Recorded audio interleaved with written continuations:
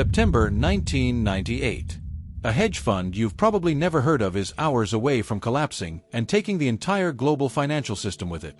The fund has lost $4.6 billion in 4 months. Their positions are so large and so leveraged that their failure would trigger a chain reaction of defaults that could destroy every major bank on Wall Street. Here's the funny part. This wasn't some reckless gambler or fraudster running the fund. This was the smartest team ever assembled in finance. 2 Nobel Prize winners in economics. A former vice chairman of the Federal Reserve. Legendary bond traders from Salomon Brothers. PhDs from MIT and Harvard. These weren't cowboys. These were the guys who literally wrote the textbooks on risk management. And they didn't just fail. They failed so spectacularly that the Federal Reserve had to organize a bailout by 14 banks to prevent global financial collapse. $4.6 billion evaporated because the geniuses forgot one tiny detail. Their mathematical models assumed markets would behave rationally. Markets, as it turns out, don't read economics textbooks. Long-term capital management was supposed to be the safest investment on Wall Street. They used sophisticated computer models to find tiny price discrepancies in bonds. They'd buy the cheap one, sell the expensive one, and pocket the difference when prices converged. It was arbitrage, basically a sure thing. Except they forgot about the leverage. To make meaningful money on tiny price differences, they borrowed enormous amounts. For every dollar of their own money, they borrowed $25. Then they used that to take positions worth over $1 trillion. This fund, with only $4.7 billion in capital, controlled more positions than most countries' entire GDP. What could possibly go wrong?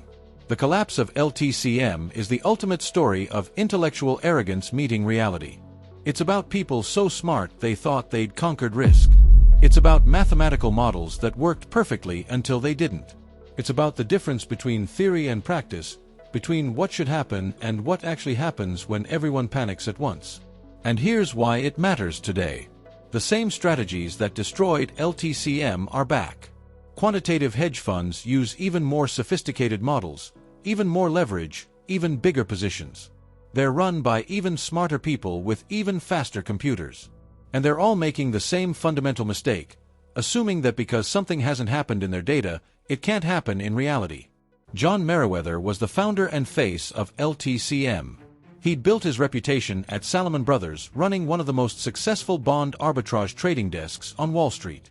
Under his leadership, Salomon's group made hundreds of millions in the 80s and early 90s. When he launched the fund in 1994, investors threw money at him. The minimum investment was $10 million, and they raised $1.3 billion almost instantly. Myron Scholes and Robert Merton were the Nobel Prize winners. Scholes had developed the Black-Scholes option pricing model, literally one of the most important equations in modern finance. Merton had extended that work with breakthrough research. Both were professors, both were considered giants in their field. Having them on your team was like having Einstein help with your science fair project. They provided the intellectual foundation for LTCM strategies and gave the fund enormous credibility. David Mullins was the former vice chairman of the Federal Reserve.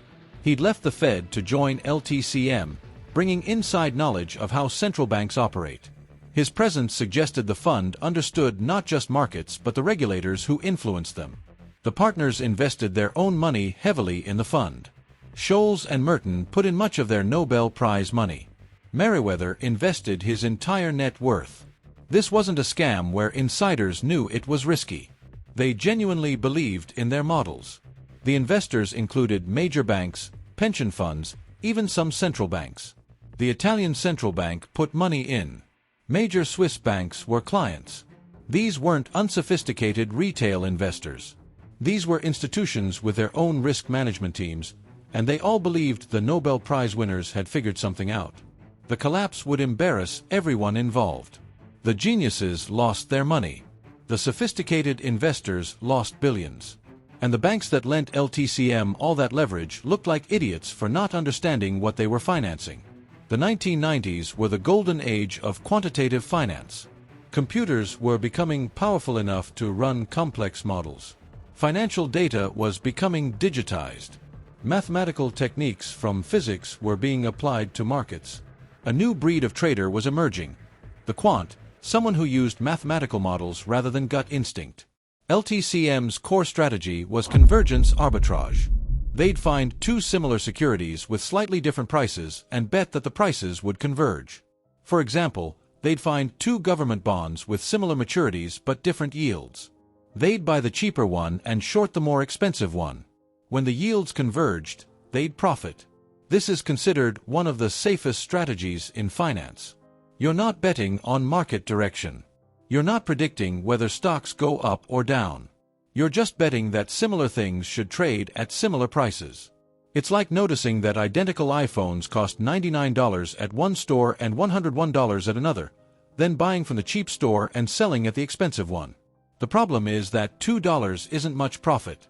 To make real money, you need to do this trade thousands of times with millions of dollars. That requires leverage. The models said this was safe because the positions were hedged. If one bond went down, the other went up by almost the same amount. The net risk seemed minimal. The models calculated the probability of large losses and concluded they were virtually impossible. A 6 standard deviation event, something that should only happen once every million years. For the first few years, it worked perfectly. In 1995, LTCM returned 43% after fees. In 96, 41%. These were phenomenal returns for supposedly low-risk strategies. Money poured in. But success created problems. As the fund got bigger, they needed more arbitrage opportunities. They expanded into new markets. They started trading derivatives, emerging market bonds, equity volatility. They increased their leverage. By 1998, they had leverage of about 25 to 1 and positions worth over $1 trillion. They also started returning money to investors. In late 97, LTCM gave back about $3 billion because they couldn't find enough good opportunities. This sounds responsible, but it meant the remaining capital was even more leveraged supporting those massive positions. The models said everything was fine. The team included Nobel Prize winners. What could go wrong? The crisis begins not with LTCM but with Asia. In July 1997, the Thai baht collapses, triggering the Asian financial crisis. By 1998, the crisis spreads to Russia. In August 1998, Russia does the unthinkable. They default on their domestic debt and devalue the ruble. This triggers something the models never anticipated, a massive flight to quality. Investors worldwide panic. They sell everything risky and buy the safest assets, U.S. Treasury bonds. This creates enormous price movements in exactly the markets where LTCM had huge positions. LTCM's strategy was betting that similar securities would trade at similar prices. But when everyone panics and runs to safety, the safest assets soar. Everything else collapses. The spreads that LTCM expected to converge instead blow out to historic levels. In August 98, LTCM loses $550 million. That's over 10% of their capital in 1 month. The models say this is impossible. But it's happening. The problem compounds because LTCM isn't the only fund using these strategies. Other quant funds are all positioned the same way. When prices move against them, they all try to exit at once. This creates a doom loop. Selling pressure pushes prices further against their positions. Bigger losses force more selling. By early September, LTCM has lost more than half its capital. But the positions haven't shrunk. They still control that trillion-dollar portfolio, now supported by less than $3 billion in capital. The leverage has exploded to over 40 to 1. The banks that lent LTCM money start to panic.